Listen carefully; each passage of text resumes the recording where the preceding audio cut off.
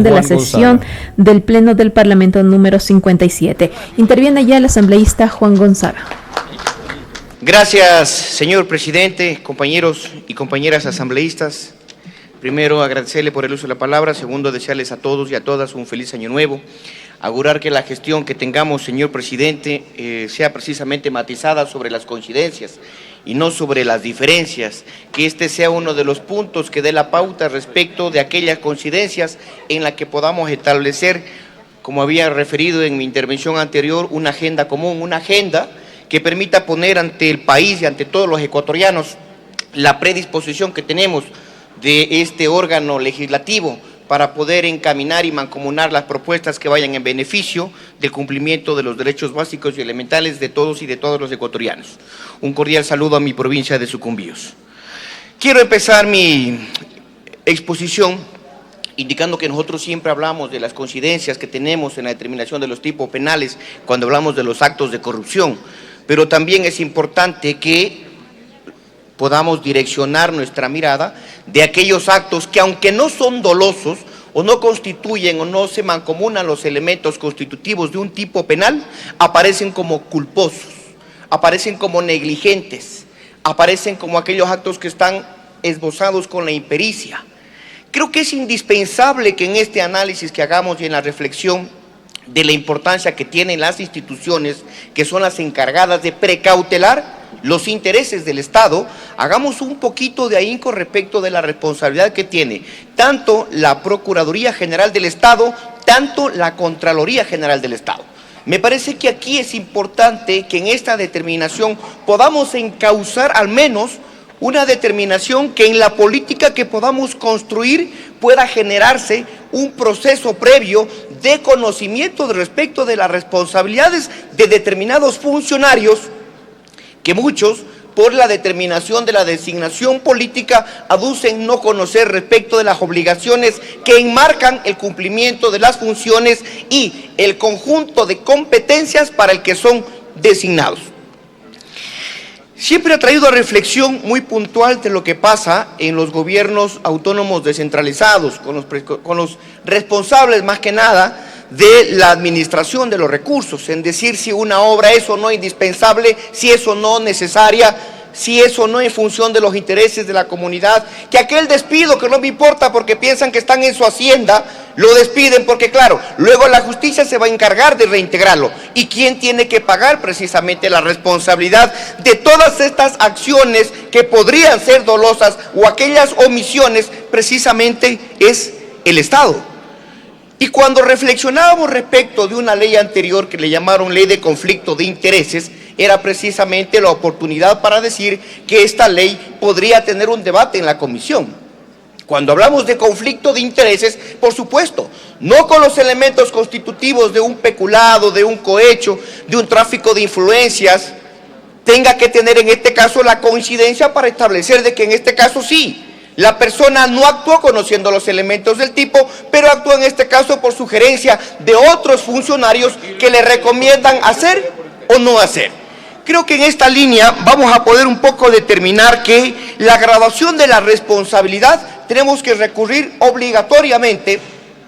a lo que significa las categorizaciones de la culpa, que en este caso establece el Código Civil: la culpa lata, la culpa grave, la culpa levísima y la culpa leve. Creo que ahí un poco vamos a sintonizar si cuando tengamos que ejercer el derecho de repetición por parte del Estado, que tiene que estar bien representado el Estado, para poder establecer el mecanismo con el cual vamos a establecer esta condición, para que una vez que el órgano jurisdiccional pueda establecer la existencia de una responsabilidad, o el órgano administrativo, en este caso la Contraloría General del Estado, pueda establecer la existencia de una responsabilidad posiblemente civil o administrativa, tenga que generarse en este caso el elemento que va a interactuar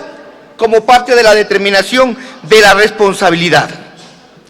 Sepan todos ustedes que el tema del derecho de repetición no es un tema nuevo que está ahora instruido en la Constitución. Actualmente lo vemos en el artículo 11, en el numeral 9, y sí establece que ningún funcionario delegatario que actúe a nombre o en función de la potestad que le confiere el Estado esté exento de responsabilidad. Esto ya estuvo en la Constitución de Sangoquí en en el artículo 23 de aquella Constitución de 1998. Y aquí sí, con el proceso que ha tenido las leyes, efectivamente, ahora sí podemos establecer que debe existir la legalidad, la honradez, la economía, la eficiencia y la responsabilidad sobre la cual debe obrar, en este caso, el servidor público. Y que en relación a esta determinación, sí creo que es imperativo que el momento que podamos establecer de una palabra que se volvió novedosa en el auge del nuevo constitucionalismo, que es la reparación integral. Y lo habían referido que sí, la reparación integral en materia penal está bien determinada en el 78, lo propio en la Constitución y en la Ley de Garantías Jurisdiccionales y Control Constitucional. Pero ¿quién precautela, en este caso, si vamos a hablar de repetición, los intereses del Estado? Me parece que en la sintonía de determinar el encauce de un procesamiento que no debería ser en función de las normas que establece en este caso el Código Orgánico Administrativo, el Código Civil o la Ley Orgánica de Garantías Jurisdiccionales y Control Constitucional, debamos establecer de que sí, de que no debe haber en este caso la excepción de la responsabilidad, porque en el marco de la vigente Constitución, efectivamente, el artículo 233 establece que no puede existir en este caso ninguna excepción respecto de la responsabilidad de ningún funcionario, como tampoco de ningún servidor público. Creo que es indispensable que en la sintonía de esto, alguien reflexionó y muy acertado en su comentario cuando referíamos que hay afectaciones que sí cabe en este caso una repetición para con el Estado, y muchos refirieron el caso Texaco. Sin embargo, la trascendencia o el impacto respecto de estas decisiones muy desacertadas, que no es únicamente responsabilidad de un solo actor, sino de varios actores que a lo largo del año generaron la trascendencia a partir de estas omisiones posiblemente culposas o posiblemente dolosas, tengan que generarse en construir una norma que tenga por objeto reparar daños que todavía trascienden, que podríamos determinarlos como daños continuados, porque finalmente la Amazonía, hasta la presente fecha, cuenta con todos los pasivos ambientales y que deben ser objeto de reparación. Más allá de quién pudo haber concurrido en este caso en generar estos actos que degradaron nuestra naturaleza, sí es indispensable que sea el Estado quien deba asumir esta responsabilidad en función de la obligación constitucional que le corresponde. Entonces, habían dos criterios respecto de que si se debe aprobar nuestro proyecto. Creo que no queremos responsabilizar a la comisión anterior. Y nosotros vamos a ser responsables de lo que nosotros hacemos en esta asamblea en función de lo que nos pueda promover cada una de las comisiones. Lo había referido el compañero Alvarado de que la moción podría ser el archivo, podría ser una de las opciones. Sin embargo, creo que el pueblo ecuatoriano en esta oportunidad está demandando las prioridades. Y esta sí es una prioridad, posiblemente no una prioridad en función del combate a la corrupción dirigida por el contexto penal, posiblemente sea en relación al contexto penal disfrazada de esta negligencia direccionada a intereses que tienen determinados actores políticos.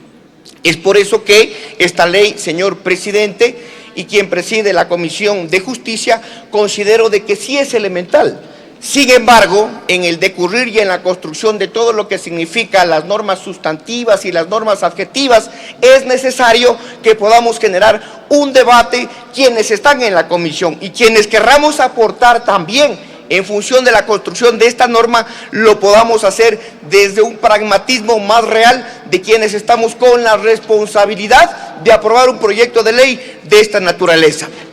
En conclusión, señor presidente, mi sugerencia es que este proyecto de ley pueda retornar a la comisión a efectos de que pueda democratizarse, pueda validarse, inclusive con los fenómenos sociales, culturales, constitucionarios que tienen las omisiones disfrazadas, en este caso, de determinados funcionarios públicos para poderla construir.